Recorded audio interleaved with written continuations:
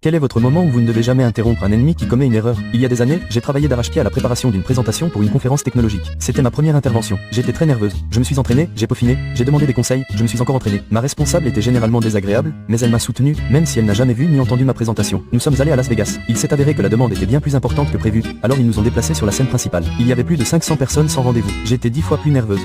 Juste avant le début, elle a remarqué une personnalité médiatique très connue et son photographe assis au premier rang. Elle était toute excitée et a insisté pour co-présenter la présentation. Elle est même allée jusqu'à inscrire son nom sur la diapositive de titre, ce qui m'a évidemment mis hors de moi. Nous sommes montés sur scène. Elle a fait une introduction correcte, puis j'ai commencé. Elle n'arrêtait pas de m'interrompre, alors je l'ai laissé faire. Ça m'a rappelé une émission matinale. Un groupe de personnes au sourire faussement exagéré discutant en même temps. C'était un sujet extrêmement technique, avec une démonstration en direct. Elle a bafouillé chaque diapositive, encore plus que la suivante. Puis, arrivée à la diapositive de démonstration en direct, elle s'est figée. J'ai eu le courage de la laisser mourir. C'était d'une brutalité glorieuse. On a eu une sorte de confrontation après. Je suis parti 2 ou 3 mois plus tard. Elle a été licenciée peu après. Oh, et les journalistes pour qui elle se pavanait sont partis juste avant le début. Je crois qu'ils étaient juste là, assis là, depuis la séance précédente.